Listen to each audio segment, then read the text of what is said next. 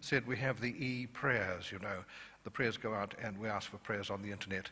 And I suppose God might say from time to time, I wish they'd leave me alone.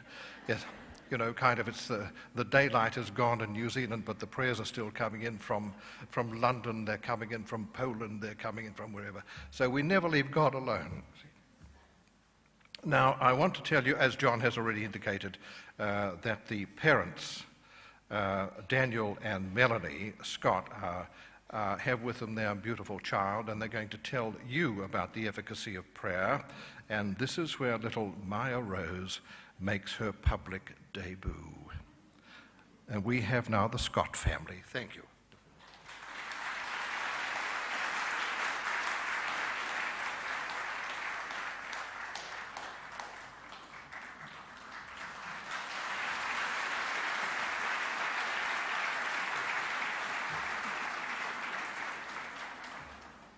Looking at the advertisement for the 2006 Eucharistic Convention got us thinking. Maia Rose is the miracle baby of the convention. What did this mean, the word miracle? I looked up the meaning on Google and pages popped up, including a link to the Catholic Encyclopedia. Latin miraculum, from mirare, to wonder. If you really sit down and think, life is full of miracles and wonders. The miracle of life itself. I was born the only daughter of Chris and Jocelyn Kirkham, the first female born on my father's side for over 70 years, on 12th of October 1976. I grew up with my two brothers in Birkenhead and became part of the Makepeace mob, a group of families who lived in the same quiet street and all had children around the same age. Unknown at that stage, but the Hayhow family and the Porteous family would continue to have such a great impact on my life ahead. I had a fantastic childhood, which contained no major dramas. Intermediate school took me to Carmel College, where I met my two lifelong friends. School certificate, sixth form and bursary led me to Auckland Institute of Technology, where I completed a diploma in hospitality management. My graduation was the first in my family, and I was the only grandchild my grandfather would see graduate. I was born 5th of March 1975, the oldest of three children. I also grew up on the North Shore and went to Takapuna Grammar School. In my last year, I was a prefect and I was awarded the Sportsman of the Year award. After school, I studied at Unitec and became an engineer specialising in land development design. I also kept up my sporting interests, playing rugby at North Shore Rugby Club and numerous rep teams. Now it was through my love of sport that I met Mel. After suffering a string of injuries playing rugby, I started to look for another sport to play. One I hoped would be a little less accident prone. The nurses at the A&E started to save me a seat in the waiting room every Saturday afternoon. A couple of my friends were playing indoor netball and asked me to play. I was lucky that they had this stunning lady in the team. How could I turn them down? This brings us to the next miracle, that of love. For Mel and I, the miracle of 21. Our first date was the 21st of February 1999. 21 months later, I popped the question on the 21st of November at 2100 hours. Romantic or soppy, I'll leave that one up to you. We decided to save and go on ROE before marrying and set off for Europe a few months later. But before leaving, we set our wedding date, the 21st of February 2004. We backpacked around Europe for 3 months and then settled in London. To organise a wedding in New Zealand from London was a challenge, and sometimes I thought we needed a miracle to pull it off. Our first church had fallen through and many tearful phone calls home were made. Then we spoke to Father Bernard, who I had met some years earlier through the Hayhow family. He was to be our knight in shining armour, and still is so inspiring. Good news, St. Patrick's Cathedral, the grand old lady in Auckland City, was available, but Father Bernard was not. We agreed to one of the younger priests marrying us, and all was set. Until one day we received another unexpected twist. The cathedral was double booked, and the couple being married the same day did not want to share. Father Bernard came to the rescue and told us he would marry us anywhere we wanted, but he had a suggestion. We were married on the 21st of February 2004 by Father Bernard Kiley at St Mary's in Holy Trinity, an Anglican cathedral in Parnell. We returned to London and settled back into our jobs. Happy newlyweds.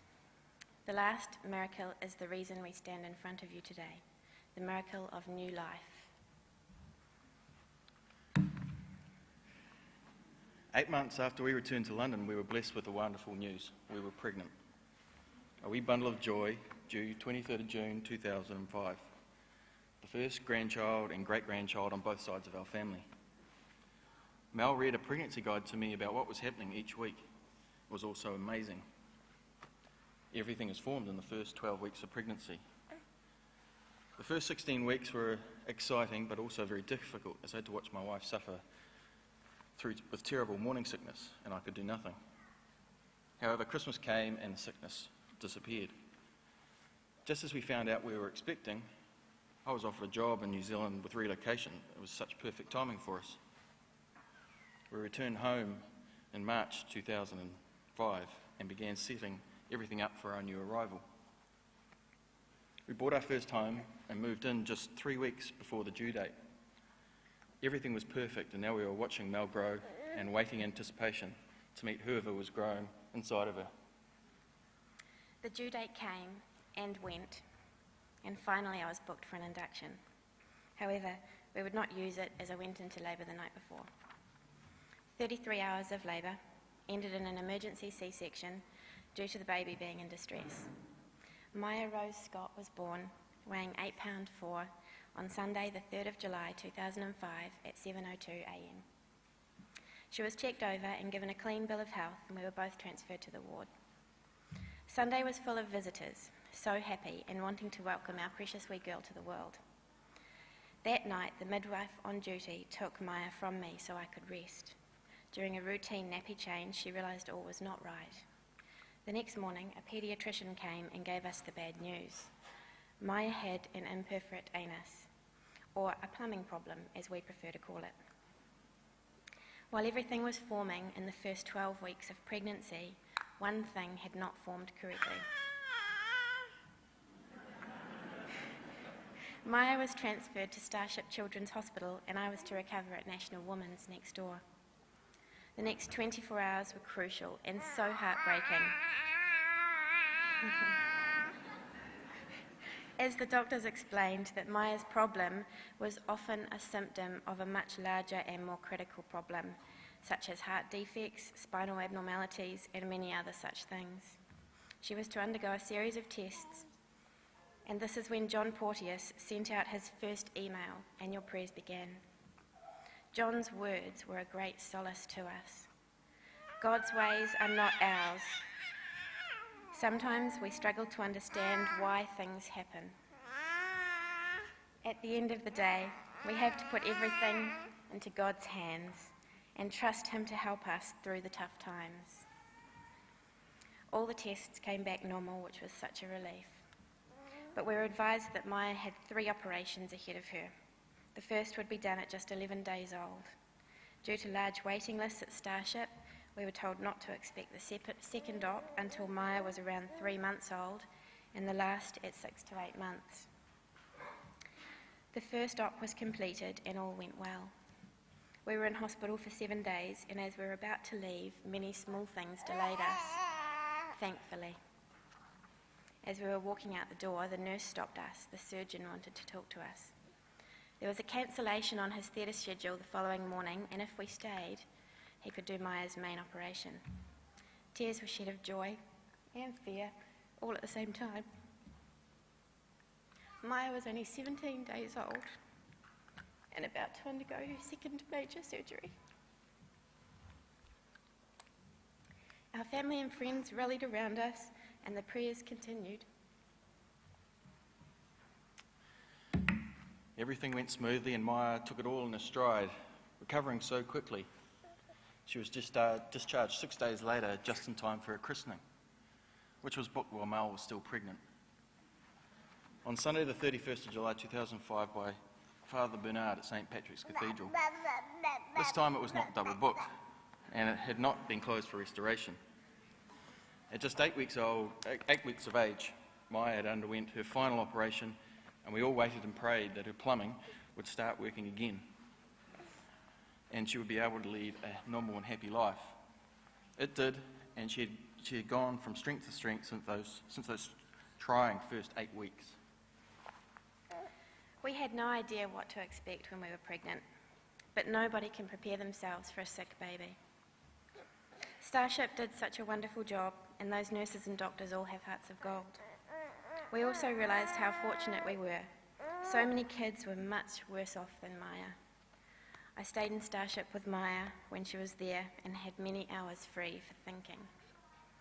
I never thought I could do so many things that I found us doing, but you learn to cope. I tell people that I don't think God would give us anything we could not cope with. My best friend and Maia's godmother sent this prayer the night before her second operation. Dear Father, whom I cannot see, smile down from heaven on little me. Let angels through the darkness spread their holy wings about my bed, and keep me safe, because I am the Heavenly Father's little lamb. The word angel is used in Hebrew to denote indifferently either a divine or human messenger. We would like to thank all of you angels out there who stormed heaven and prayed for us and spread your love around Maia's bed. It is also said that each individual soul has its guardian angel. As St. Jerome expressed it, how great the dignity of the soul, since each one has from birth an angel commissioned to guard it. There are no words strong enough to thank John and Beth Porteous for their support and unconditional love. We consider you Maia's guardian angels. Thank you.